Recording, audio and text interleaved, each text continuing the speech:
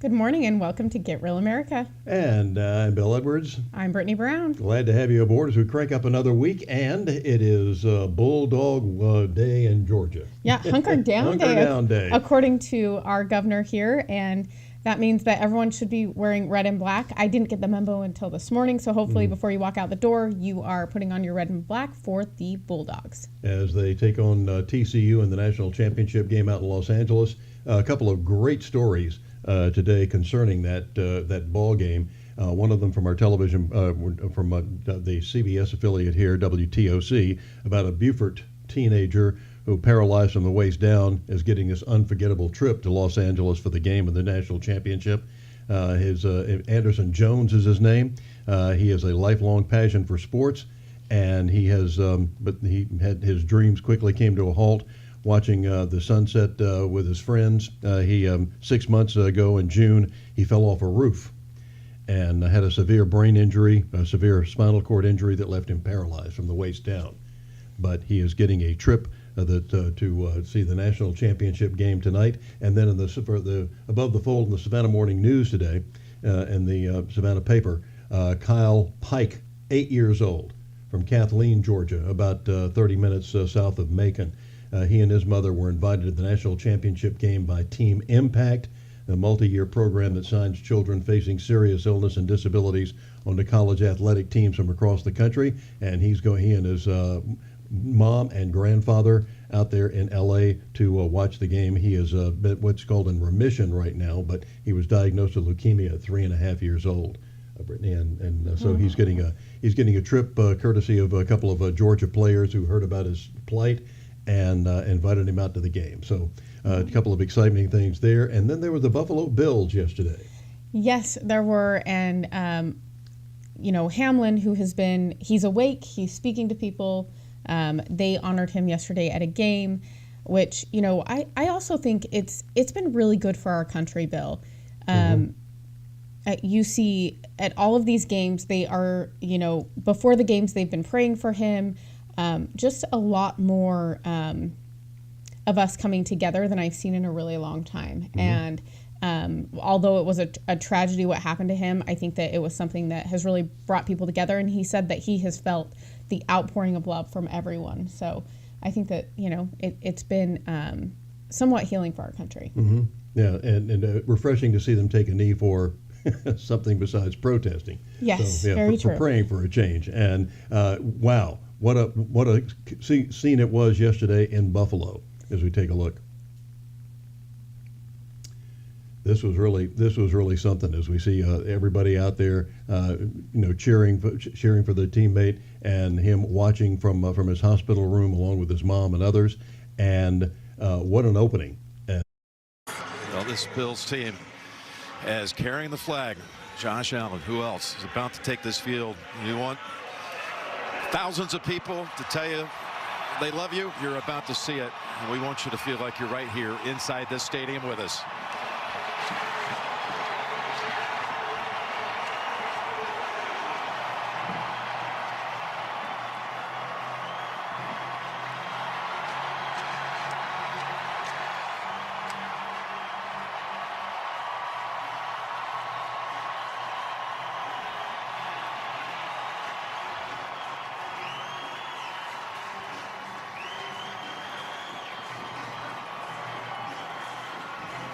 Do it for Hamlin. One team, one family.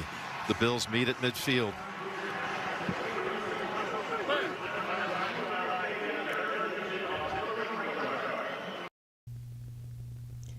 And I guess the game had quite an opening, from what I hear. Yeah, running the opening kickoff back for a touchdown, something that it hadn't happened in 3.5 years from Buffalo, and it seemed appropriate. And thanks to all the idiots on social media, because there certainly are legion, saying that nice choreographing by the NFL to get for an opening kickoff return. I don't know if you've ever seen. Scott Rifen on the radio this morning was saying, have you ever seen a football movie?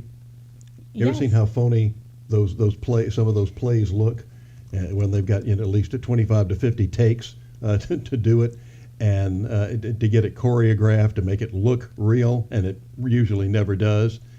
Sometimes they use actually real footage to give it that to give you that impression. To make it look like they might be choreographing this thing for a movie, but the real choreographed scenes sometimes look so phony it's unbelievable. You can just the fact that the NFL would actually do something. There are a lot of criticisms of the NFL. This ain't one of them. They didn't choreograph this just for this guy that's in the hospital. I'm sorry, that didn't happen. No, and they've been doing a lot of their sweats all say, love for Hamlin on their sweats, and they've had a lot of flags and stuff made for him. And like I said, I just think this has been something really healing for our country, especially with the NFL becoming so political lately. Yeah, boy, it hadn't been lately. It's been a lot, nevertheless. But at any rate, congratulations. We hope that Damon continues to get better and better, and it looks like he is going to. But there are a lot of things, Brittany, that really bother me about this. You quit breathing. You had, cardiac arrest. You get the heart back in rhythm, and I know he was out for half an hour. There was a 9-minute gap, and thank God they've said they've done these cognitive tests, and and he doesn't look like he's lost any brain function. That's incredible. It is incredible, but that also is thanks to the CPR and things that were given to him while they were there. Just like we had a similar situation here, actually, at Benedictine Military School. Where a freshman kid collapsed on the practice field. And this kid wasn't a real game. It wasn't a game itself. It was in practice. But he had to be administered for almost 20 to 30 minutes of CPR by the trainers who were there before EMS finally arrived. And the EMS people and the first responders said that these trainers actually saved this kid's life. He got back and everything. But there's something, and I have a great. Have a feeling that it has to do with vaccinations or something that kids are getting. This is something that Lou Holtz, one of the top coaches in the world, mentioned the other night on Laura Ingraham, and Laura kind of shut him down yeah. on it a little bit. But he was talking about how many of these kids he's seeing that are having all these heart problems that we've never seen before. So, well, and I believe they just had a college basketball player that also, I believe last week, ended up in cardiac arrest as well. Yeah. We have to start talking about what's going on. I think people are trying to make it seem like it's something else, but 94% of the NFL players are vaccinated and 100% of the staff are vaccinated. So those are quite high numbers. And, we have not had people in sports that are the healthiest people on earth, probably, based on what they put in their bodies and also how much they work out and they train. And we're seeing very high numbers of them just collapsing during workouts, during training, during games. It's not normal. And even people outside of sport, it's not normal how many people are passing away from the age 18 to 45. Developing cardio problems that we just normally do not see in young people who were healthy as they could be before the shot. And the head of the I believe it was the president of the Undertakers Association of America, whatever that organization happens to be. He said, we're seeing in autopsies things that we've never seen before, blood clot type things. And they said that they pulled these clots out, horseshoe shaped, and many of them that they were, like 3 or 4, 5 inches long, and they don't fall apart or anything. They said, we've never, ever seen anything like that. Never. This is a guy who sees a lot of dead people. So this is interesting and also frightening from that standpoint. So we'll just wait to see how Damon gets better, and hopefully he'll be able to return actually to active duty playing football. Yeah, they said he'll make a full recovery. We'll see how it goes. Thank God. And in Florida, they are actually going to be investigating a lot of these vaccinations, the mRNA. So we'll see how the outcome of that goes. The Florida Surgeon General down there is amazing, and DeSantis has done really great things pushing back on a lot of these things. So, also speaking of amazing in Florida, DeSantis has declared a state of emergency about the immigrants, illegal aliens that are coming in. They're not immigrants. They're illegal aliens. And so if the woke media would start getting their act together and start doing their real job, they would actually call them that. Yeah, and Biden did finally visit the border. Made the trip to the border. He went to El Paso. Now, he didn't go to Eagle Pass. He didn't go to some of these places where we've seen Griff Jenkins and Bill Malugin from Fox News, where you've got these tens of thousands of people standing around and coming across the river. Now he goes to El Paso, and the difference between the day before he got there and the day he got there was stark, where they actually cleaned up the streets and moved these people out from downtown El Paso. Do you know who they is? Like, who cleaned it up? Yeah, I have a feeling it's all sorts of federal officials and Democrat operatives and other communists going in with bulldozers or whatever it is that they needed to do. They interviewed one businessman from downtown El Paso, said, what did he think of all this? He said, well, at least they did something. Poor guy. Well, that's the thing. How long is it going to stay that way? Oh, it probably, another 24 minutes. Yeah, and I've heard rumors that this is part of a PR campaign for this president to run for re-election in 2024. Bless his heart. Yes, and he's and also he may be a little bit scared that the Republicans just took over the House. They've elected a speaker with a lot of rule changes, so I think that might have something to do with it, because I think it's going to be a lot more difficult for him to get any of his agenda passed. Yeah, thank God. So we finally have a speaker after it was all hammered out over the weekend, actually late Friday night, early Saturday morning. This kind of backfired on the Democrats. Because the Republicans said they moved to adjourn until noon today. Yep. And the Democrats, no, let's keep voting. Well, they did, and next time Kevin got elected. Surprise, surprise. So this is how they always said that you shouldn't, laws and sausage are two things you shouldn't see being made. And this is a prime example, but this is also a prime example of democracy in action. That we actually had some people. I think we got a lot of concessions from McCarthy, because he, it took him this long. It was 15 votes in order to get over the hump, and he had to sign off on. Sign off on these things, and so they finally said, okay, you do this, and we're with you. Well, and the 6, they did not vote for him. They voted present. They did not vote for him, which is one of the things they said they would not do. There were 6 Republicans that still would not vote for McCarthy at the end of it. But they did vote present in a negotiation, which I do believe Donald Trump helped to negotiate between McCarthy and the Freedom Caucus. So we got her done, and maybe we'll start seeing some legislation that's being passed or legislation that's not being passed, thank God. Things that we don't need. But coming up next, we'll be talking more about what happened during these negotiations. And Chip Roy, he's become one of our new favorites around here. Yes, sirree. A big Chip Roy fan. That's next. You'll see why.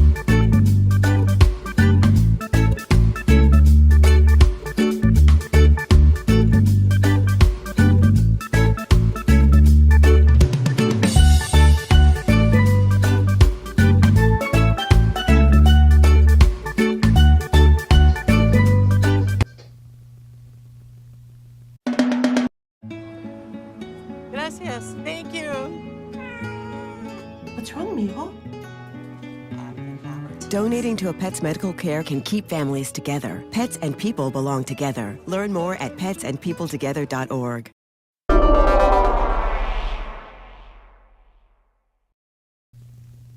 Welcome back to Get Real America. I'm Bill Edwards. I'm Brittany Brown. Happy Monday. And Yes. it's Hunker Down Day here in Georgia as the Georgia Bulldogs go after their second national championship in a row tonight against TCU out in L.A. I wish they were playing it in a real city. I don't know why everything is held in California. It doesn't make any sense to me. But, you know, they have great rules and regulations there, I guess, for football. Yeah. They played at Arrowhead Stadium in Kansas City, at least be in the center of the country. Anyway. Yes, agreed. And just wanted to say a quick good morning to Amy Stancombe, who is online watching us right now, Bill. Bless her heart. Well, thanks. Yes. Appreciate it, Amy. Tell all your friends. Yes. Share this. There's no extra charge. Right. And, you know, Bill, I think there's been a lot of conflicting viewpoints on the whole holdout with these 20 with the speakership. I was a big fan of it. I definitely don't think Kevin McCarthy was the man for the job. I don't really trust him. So we'll see if he's able to come through on a lot of the concessions he made, because he also now has to get the rules passed through all of our representatives, which will be interesting to see if they can all get on board. I think the magic number is always going to be 218. Yeah, one of the things that, and I think this is something interesting, one of the reasons that I actually changed my mind on this is that this is how we got this country formed. It was called the Great Compromise, and they almost came to blows, and I think in some cases they did come to blows in getting our Constitution and all the Bill of Rights passed. And Mark Levin pointed out on Life, Liberty, and Levin on Fox News over the weekend that he gave quotes from Ben Franklin saying, you know, that this looking at our Constitution, he said, this thing isn't perfect. But then again, nothing is perfect. He said, I may change my mind on this, but he said, I think this is, you know, we have to have something, and let's see how this works out going forward. But he also said this had to be men of integrity. This had to be people of principle. They had to have people of character, and that the idea of this was never to become a professional politician. You were supposed to go up there, serve your 2 years or your 6 years or whatever it was, and go home. You weren't supposed to stay there for 20, 30, or 40 years. Back then, no one wanted the job. Well, yeah, exactly. And I think one of the interesting things was that sometimes you want people who don't want in the position who don't want the job. I know that Jim Jordan said he would never take the speaker's position. He said he didn't want it, and I said that's the guy you want, the one who does not want the position. Yes. Because they're not doing it for their self-aggrandizement. They're not doing it for historical purposes or anything of that nature, or to see their own name in lights. They are doing it because it is something that you are required to do or emotionally responsible for standing up for the rights of Americans in this country. And that when the Declaration of Independence and when this government was actually formed, this was something entirely new that had never been done before. If you could go back to Athens, Greece, to see a little bit about it when Athens was under a democratic type rule. But other than that, the world was ruled by kings and queens and Sanhedrins and all sorts of people like that, potentates, And as benevolent as they wanted to be, as Daniel Webster once said, they intend to be, even though they say they might be, very, very fair rulers and very, benevolent rulers, they still intend to rule. And to put government in the hands of the people was an entirely different situation that had never been done in human history before, and a lot of people thought that it wouldn't work. It started working beautifully, and that's when we had Alexis de Tocqueville from France, and he got an entourage together to come over to find out why this startup country was doing so well and becoming so prosperous and becoming such a leader in the world, and it was less than 100 years old at the time. And he said, there's something about this. And when he looked around, he said it was when he went into the churches, that's when he said, I see how good America is. That America is great because America is good. And he said, if America ceases to be good, America will cease to be great. And we have seen recently, over the last 20 to 50 to so years, of the decline in church attendance.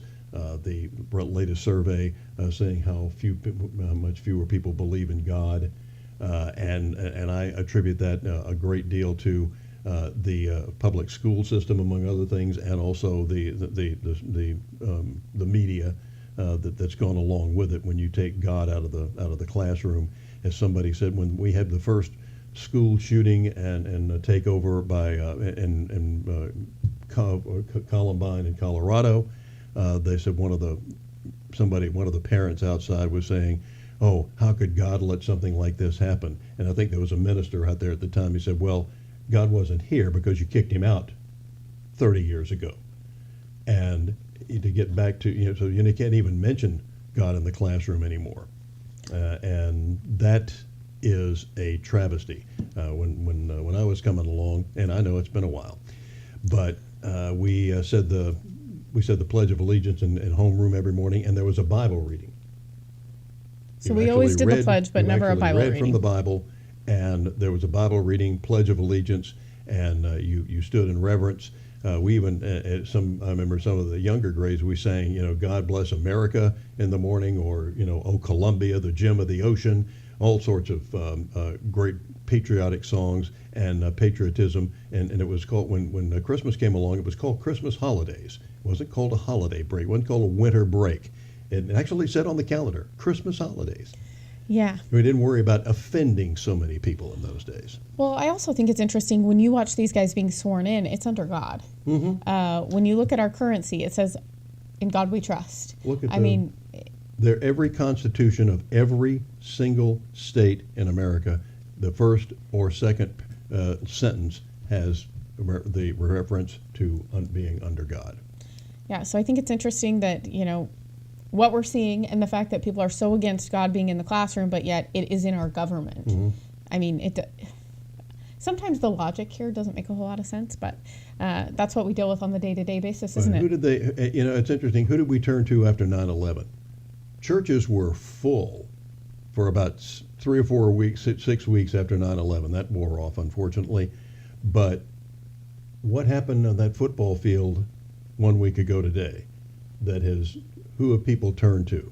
When you, the last thing I expected to see was the cretins at ESPN actually bowing their heads and saying a prayer. Live on air. Live on the air, yeah. This was live on the air, and also all these players kneeling, asking for God's presence and help, and it looks like he's responded well on both counts. And I was, touched by, the fact when his mother rode with him to the hospital, and the player whom he had hit came to see his mom, and came to her in tears and said, I am so sorry for this. And she said, and he said, it's my fault. She said, oh no, don't go there. That was a clean hit. There was nothing unusual about it. You don't lose sleep over that. You're not responsible for this. So a very, very touching situation. But if we don't get, and it shows that if we get back to God, maybe He'll start blessing us again. If you've read any of the Old Testament and the problems that Israel had, all of their problems were solved when they were under God. When they started worshiping people and getting away from God and going against His will, bad things happened, and it was consistent. Well, and I also think it's interesting, Bill, that, we're seeing the church committee, right? Like, that's been a big talk. The church committee is back in the 70s, I believe, mm-hmm. when, the FBI was investigated. I think it's interesting that we're seeing the same things happen. So I want people not to lose hope, because we have been in bad situations before. The stuff that we're seeing is egregious and it's evil, because a lot of the stuff that we're seeing is against children. And so I think that's where a lot of us are like, it's the worst it's ever been. Mm-hmm. However, the government has always had corruption, and we've always needed to shine light on that in order for us to have more success as a country. So, I don't want people to lose hope. I'm, grateful for these 20 that have stood up. And then the 6 that continued to stand up, they did not vote for Kevin McCarthy, but they definitely did. They voted president so he could win as speaker, but they kept their word and said they would not vote for him. And I think that was a commitment to their constituents that they made, which I respect a lot, because I think that a lot more of these people need to start listening to the people they represent and stop supporting whatever is going on in Washington just because it's the popular thing to do. Yeah, he said, as Dan Bongino said on Fox News, he said, "We're not these people aren't cyborgs. They're not supposed to be voting in lockstep in line just like the Democrats do."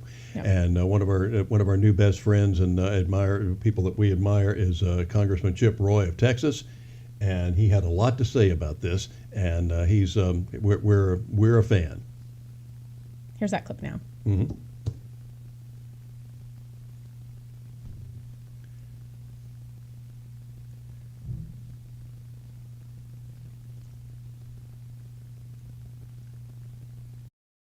We are just learning some of the promises McCarthy made, capping spending at 2022 levels for fiscal year 2024, a subcommittee to investigate the Justice Department, more Freedom Caucus representation on important committees like the Rules Committee, a 1-member threshold for a motion to vacate, which is what it used to be before 2019.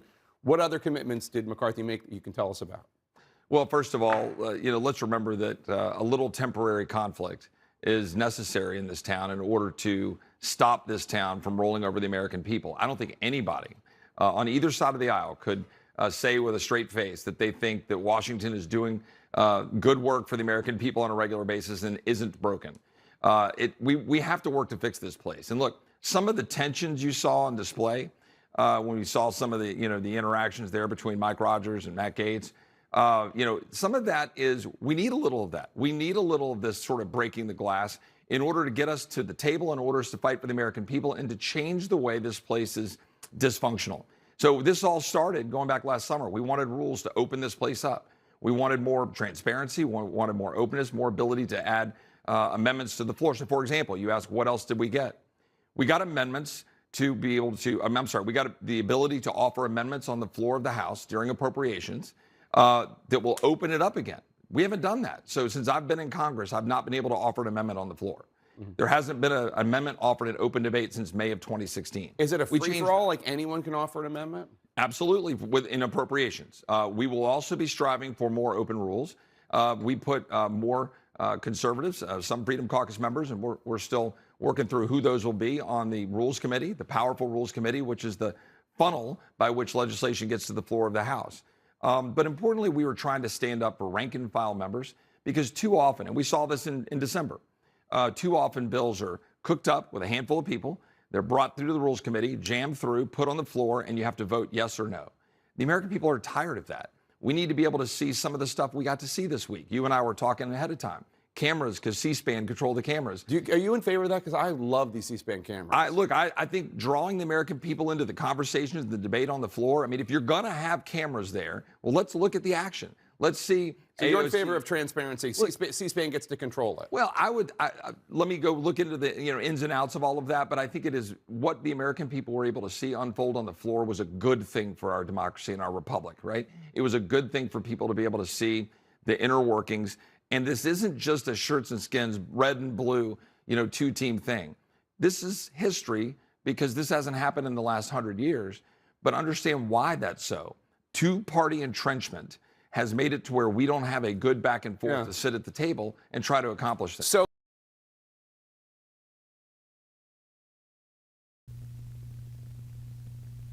Congressman Chip Roy of Texas, and telling it like it is, not backing down, and imagine Chip Roy on the Communist News Network. Who'd have thunk it?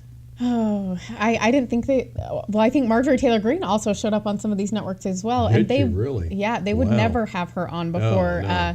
Her voting for Kevin McCarthy and staying strong with him. I think that one of the things that did come from this for Marjorie Taylor Greene was that more of the moderate Republicans earned respect for her, which I think is a good thing. But I know that her and Donald Trump have become very close.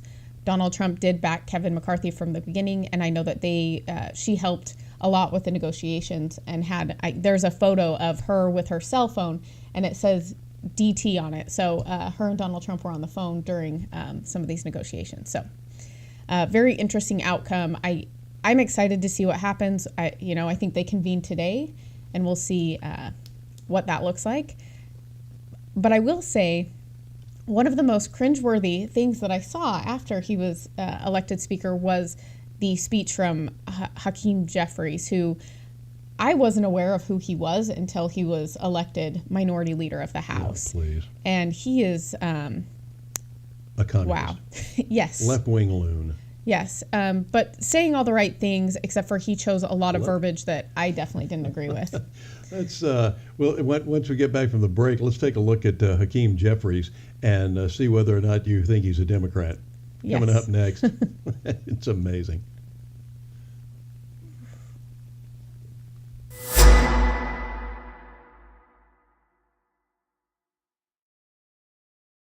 At Get Real America, we want to promote your business to our conservative audience.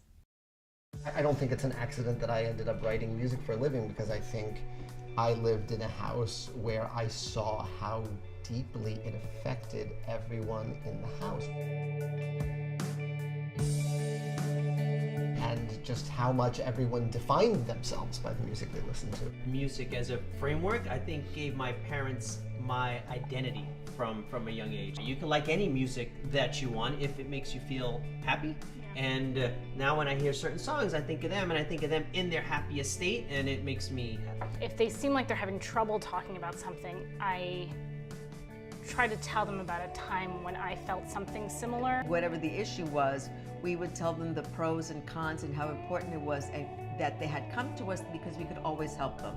I think the real important point, we always told them, no matter what you do, no matter what happens, we will help you through it no matter what it is. At Get Real America, we want to make sure that the real story gets out, and you can help us as a sponsor or as an advertiser to make sure that that word does get out to the community. Be a sponsor and support your local community here at Get Real America.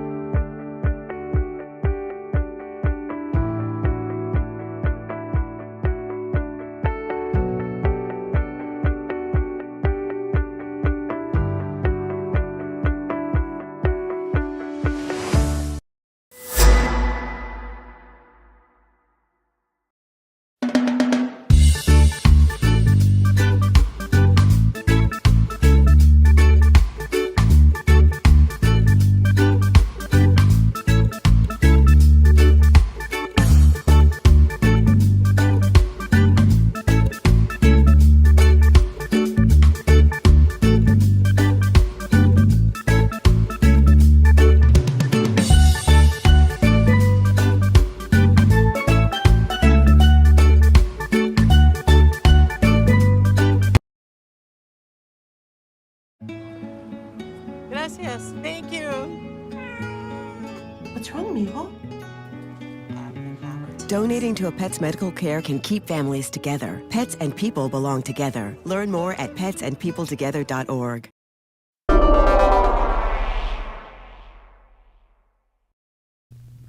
Welcome back to Get Real America. I'm Bill Edwards. I'm Brittany Brown. Hunker down day here in Georgia, as Governor Brian Kemp has declared, as we go after our second national championship in a row tonight against TCU. And I don't remember if Georgia's ever played TCU or not. I know that they never played Michigan. They made a big deal about that when they upset the Wolverines to make it to the national championship. And I hope Georgia doesn't take them as lightly, apparently, as they took Ohio State. Because to a degree, I want to see a barn burner, but I want us to win. I don't want one of those things where by halftime, who's going to win the ball game. Yeah, those games are never fun to watch. They really aren't, and it's so. And you got to be how frustrating and embarrassing it is for the other team. Yep. I can remember going to a Peach Bowl years ago when University of West Virginia was playing North Carolina State, and in we were sitting with some of these West Virginia fans, and their big cry is "Let's go Mountaineers!" and NC State was handing them their head. And about the midway through the fourth quarter, I think it was something like 48-6 in favor of NC. And the whole NC State student section stood up on the other side and said, "Let's go, Mountaineers!" I fell off the chair. You know, it's sad. So I don't want to see anything like that. And they have a quarterback that is extremely it was outstanding. Came in second for the Heisman Trophy. Stetson Bennett came in fourth. Yeah. Actually, you know, and what bothered me more than anything else over the years is that Stetson Bennett was never mentioned for the Heisman. He was one of the candidates, and he did come in fourth, as we said. But we never heard his name prominently mentioned as we did others. But the TCU quarterback is outstanding. So we're in for a fight tonight. Yeah, well, I hope that he does give them something to talk about, and we have a lot to talk about tomorrow after they win. By the way, it's the dogs and the frogs. Oh, dogs and frogs. I would think that the dogs could take the frogs. I'm just saying. Let's hope so. Yes. So that's going to be exciting tomorrow when we can talk about the big win with the dogs. But what's exciting is Hakeem Jeffries becoming a Republican. Well, sort of. If you listen to the speech, you think he's a Republican, and then there's a couple of keywords that he uses that you're like, oh yes, he's total leftist. Yeah. Let's just listen to Hakeem as he tries to explain what the Democrats stand for in this day and age. He is from New York, and that should tell you all you need to know. Yeah. But hats off to I was hoping if Kevin McCarthy didn't get, I was hoping they'd get Lee Zeldin. That would have been interesting to be Speaker of the House, because you don't have to be a member of the House to be Speaker of the House, which is a real strange rule. But I thought Lee Zeldin would have been absolutely outstanding, other than Donald Trump, of course. Yes, yes. But Lee Zeldin would have been fantastic. He came very close to winning for some reason, and you can thank New York City and other loons that voted to get Kathy Hochul to keep her in office, which is just pathetic. What a horrible human being. But a lot of Republicans won in New York, and thanks to Lee Zeldin. So things that the temperature could be changing. So let's see what they were. But Hakeem Jeffries telling us how great the Democrats are and what they stand for here in America. Democrats will always put American values over autocracy, benevolence over bigotry, the Constitution over the cult, democracy over demagogues, economic opportunity over extremism, freedom over fascism, governing over gaslighting, hopefulness over hatred, inclusion over isolation, justice over judicial overreach, knowledge over kangaroo courts, liberty over limitation, maturity over Mar-a-Lago, normalcy over negativity, opportunity over obstruction, people over politics, quality of life issues over QAnon, reason over racism, substance over slander, triumph over tyranny, understanding over ugliness, voting rights over voter suppression, working families over the well-connected, xenial over xenophobia, yes we can over you can't do it, and zealous representation over zero-sum confrontation. Were that the Republicans throwing up, or were they? I'm not sure what was going on in the background. I could hear some clapping, but I could also hear maybe some people that weren't too excited about his speech. Jeez. So for me, Bill, I think the Mar-a-Lago thing and the QAnon thing were the two words that I really picked out, that I was like, really, those are the ones that you had to use. And what he compared them with was not maturity versus Mar-a-Lago. Like, that makes no sense. They both start with the same letter. Yeah, so that's the only thing you could find? That's about about it. But everything that he said was the exact opposite of what the Democrats have stood for. Well, they're standing up for illegal aliens coming across here. They don't mind tons of fentanyl coming across. the border. They don't mind the human trafficking that's going on, how we are enriching the cartels as they come across. It doesn't seem to bother them that they are actually shredding the Constitution, that they are defunding the police. They are standing up for criminals. When we have the Vice President of the United States who's actually heading up a group that was giving bail to people who had attacked police during that summer of love in 2020, burning down half of America. And so far, nobody's had to pay for that. And while we still have people in jail who don't deserve to be, from January 6th, where we just had the second anniversary of that, and honored some Capitol police officers, one of whom murdered an American veteran in cold blood who was unarmed, but got away with it. Talking about getting away with murder, but he checked all the boxes. Well, nevertheless, here we are. And what this party is standing for, of destroying America. They don't stand up for the law, for rule of law and order. They're trying to get rid of our guns. It is pathetic what this party is doing to destroy this country, and they've done it in a hurry. Not standing up for our energy bills or anything, and telling us and trying to sell us on this Green New Deal. And unfortunately, it is the Green Raw Deal. And corporate America is going along with it, including right here in the coastal empire, where we're building a car plant now from Hyundai that's going to be making electric cars instead of real ones. Bill, on that note, did you see how much land they've cleared for that? Uh-huh. It's disgusting how many trees we're tearing down. I don't know where the environmentalists are, it's only when it's convenient for them. Mm-hmm. But the amount of trees that were taken down, and I know someone that works across the interstate at Daniel Defense, and they said that the amount of bugs and stuff that have migrated over because of how much destruction was over there, and it basically took away all of the habitat for a lot of these bugs, the deer, the rabbits, everything that lives in the woods, Bill. Mm-hmm. And it's a huge area.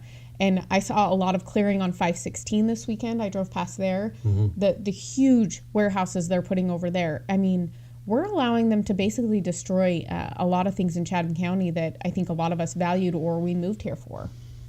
Yeah, it is sad. And the fact that they're making electric cars and anything else, well, good luck with that piece of crap, those pieces of crap. Yeah, and the other thing you mentioned was January 6th, and I did want to bring up the fact that they arrested Ashley Babbitt's mother on Friday. I don't know if you saw that. Yes. For jaywalking. The only person arrested for jaywalking.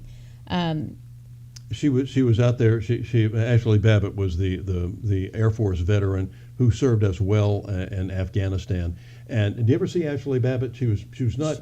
You couldn't say that she could be a linebacker for the Packers. No. She was a very small-statured woman. Yeah. Murdered in cold blood by a Capitol police officer for no reason whatsoever. She was not armed. And what got me was also once again the media circling the wagons for this cretin by saying, "Why this woman was a warrior. She'd served in the service." I heard joyless what's her face on messed up NBC saying that she was a warrior. She could have gone in and had she gotten in, she could have used some of these military tactics to kill some of our Congress people. Oh, please. It's not against the law to be stupid, Joy, but for God's sakes, quit abusing the privilege. Yeah, I think that what they've done to target people, I think arresting her on January 6th, the anniversary of her daughter's death, I think was just disgusting. And this wasn't just your standard arrest. They were trying to copy the FBI with a SWAT team or something. Didn't they put her in cuffs? Or zip ties or whatever it was? How pathetic.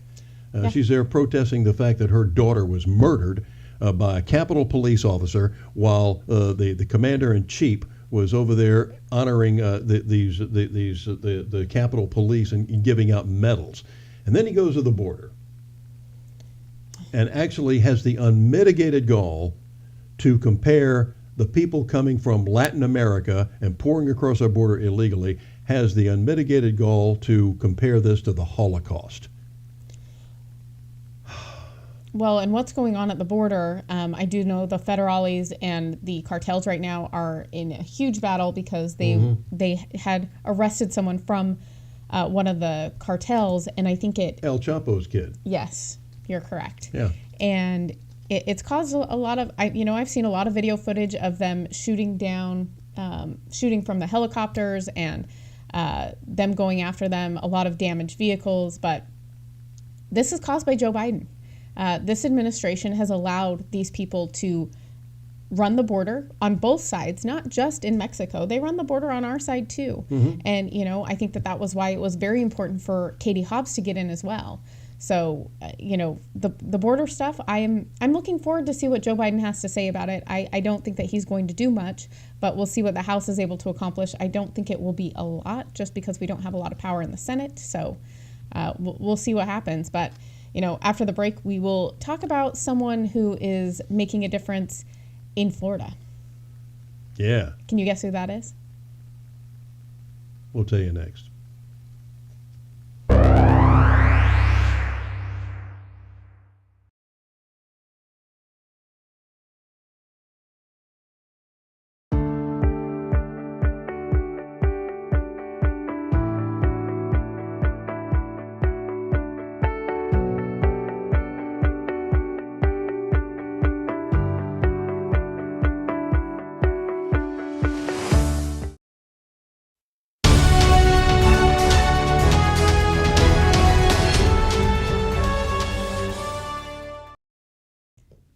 Get in touch with us at info@granewsmedia.com, or you can give us a call at 912-376-9295.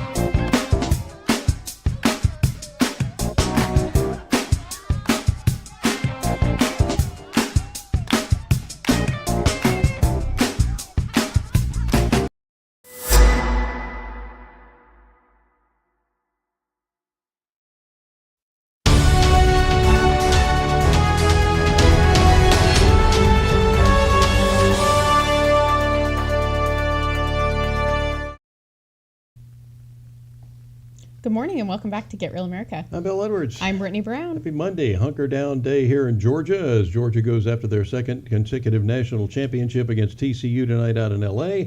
And Brittany, we have a message from a loyal viewer, do we? Yes, we do. Her name is Christina Benjamin. She does often comment, so we appreciate you watching and making comments. We were talking earlier about the constitutions and how, you know, in God we trust, or God is listed at the beginning of most of them. So it says, you are right about the state constitution, specific mentions of God. I have been reading our Georgia Constitution, and here is the preamble. To perpetuate the principles of free government, ensure justice to all, preserve peace, promote the interests and happiness of the citizen and of the family, and transmit to prosperity the enjoyment of liberty. We, the people of Georgia, relying upon the protection and guidance of the Almighty God, do ordain and establish this Constitution. Let us all remember God every day. So let us all remember God every day is from our listener, Christina Benjamin, and we appreciate that. I think that that's a great way to start the Georgia Constitution. And every state constitution mentions God either in the first or second sentence. Every one of them, even California. So there you have it. But also the great state of Florida, just to the south of us, has perhaps, I would think, the best governor in the world, and he keeps proving it every time we turn around. Yeah, I think he really takes a lot of the issues that we're all thinking about and wondering, why are we allowing this to happen in our country? And, you know, he does a great job. And we're going to find out why. This is just the latest. When he stood up to corporate America like Disney and said, you know, okay, we're taking your tax status away from you because you're going against our principles, and we're not going to stand for this. He also has told the teachers and the teachers' unions that woke in Florida is a place where woke goes to die, and we're not going to have this CRT garbage taught in our classrooms, and we're going to teach about the real America and what America's all about, and we're going to stand for the Constitution. And now he is standing up for the people of Florida and the Chinese Communist Party not buying land in Florida, which I think because is... the CCP, the Communist Chinese Party, is buying up a lot of land here in America, farmland. How are we going to eat? And a lot of the farmland is near military installations. Another thing that we should be worried about national security. But Governor DeSantis is standing up against it, and he said, I don't care how much money they're owing you or how much money they're paying you for it. It is high time that we stood up for America again and not sell the place. Yep, and I think we have a clip of DeSantis now. In our national interest to be selling all this land. And, they pay a lot more than it's worth, and that's why people are doing it. But from a national security perspective, is that something that we want to see? And a lot of times there'll be companies that will put themselves out as private, but if you peel back the onion a little bit, they're basically controlled by the Chinese government. So we think that that's something that the U.S. as a whole needs to take much more seriously, and what we're going to be doing in Florida is doing that. You also have the CCP buying land near our military installations. Why are they doing that? Well, of course, they want to get intelligence. They want to know what's going on here in the United States. And we have 21 different military branches from every branch of the armed forces here in the state of Florida. And we view that as something that's significant.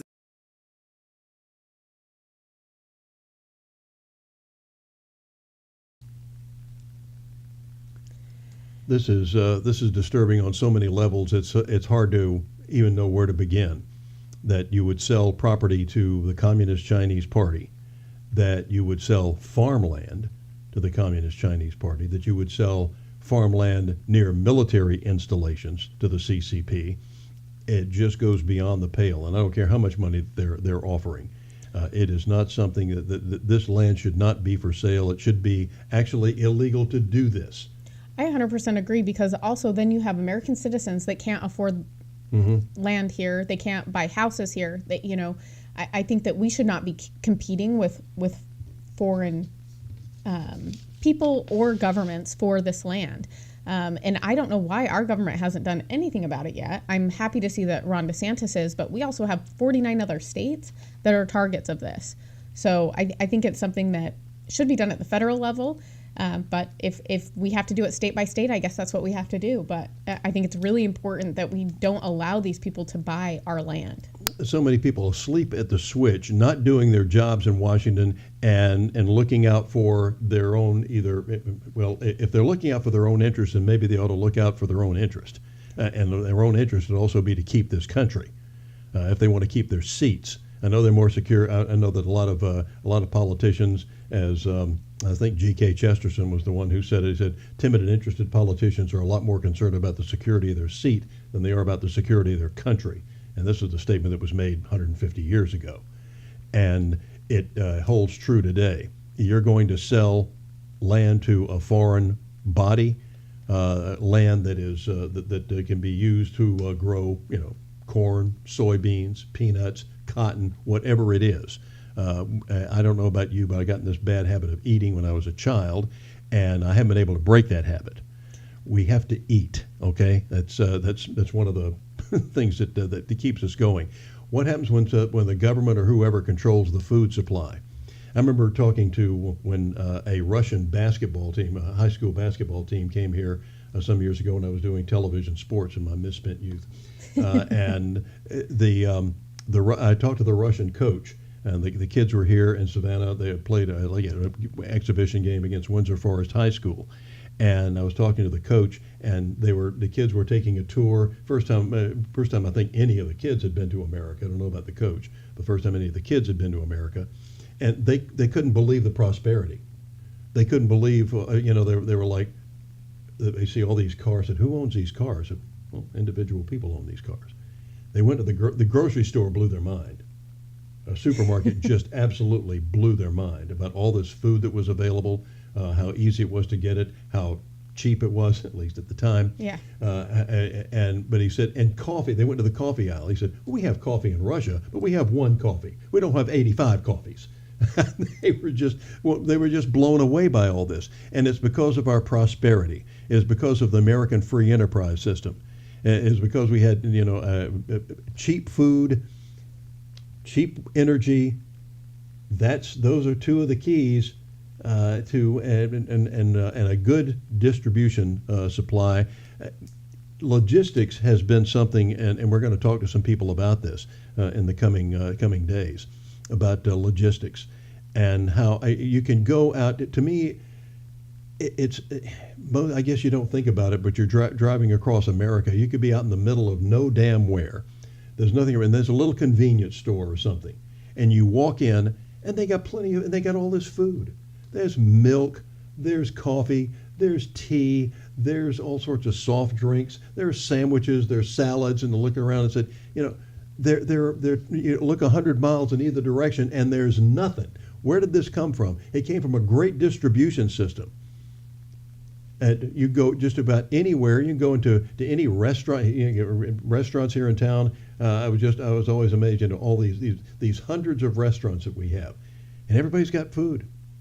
And they hardly ever run out of anything, at least before. Yeah, I was like, a lot of it recently. now, but never. And this is all self-inflicted. We can do something about this. We can turn this thing around in less than 2 years if we get real people in who care about America and not this green raw deal that they're trying to hide us from what we call the watermelons. People who are green on the outside and red on the inside. Well, I also think that we've seen the government step in and really pick winners and losers. Yeah. I mean, during COVID, they basically made sure that the small business was the loser and these huge corporations such as Amazon, Walmart, that they were the winners. And guess what? They were the first people that started laying people off, which we've seen 11,000 people from Amazon be laid off. And I think that will continue as we see, the economy is not going well. Whatever they're trying to feed you, it's not going well. I can tell you how much flack I took on the radio from some people that said, when I said we shouldn't be wearing masks, we shouldn't be closing these places. How come Walmart can stay open, but Joe's little coffee shop is supposed to close down? How come? And we're finding out now that what's the best fight against one of the best things to have fought COVID was being in good physical condition. What were they doing? Closing down the gyms, but the liquor store could stay open. Yeah, it's amazing. The fast food place could stay open, and closing down the churches. I don't remember Sonic or McDonald's being mentioned in the Constitution, but churches are.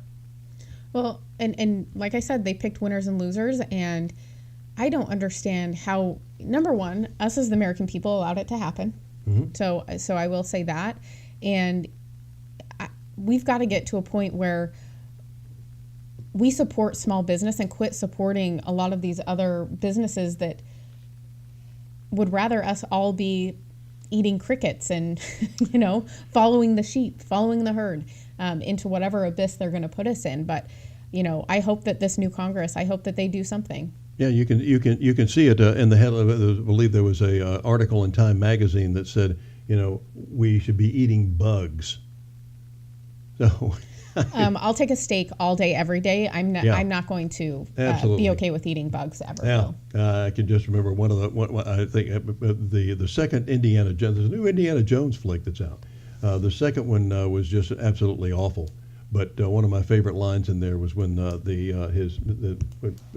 Indiana's girlfriend or whatever is in this place in India, and she opens up they're getting ready to serve her supper, and they see all these beetles and stuff. And so she looks up and said, "I had bugs for lunch." I fell out of the chair. Gross.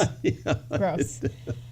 That's going to about wrap it up for us. So we've done all the damage we can do from here. All we can say is go dogs, beat the frogs. Yes, and hopefully we'll have some fun, exciting things to talk about tomorrow morning. Mm-hmm. And today we're actually going to leave you with Buddy Carter's briefing, mm-hmm. which he talks a little bit about the dogs as well. So thanks for tuning in today, and we will see you guys tomorrow. Here's our 1st District Congressman. See you then.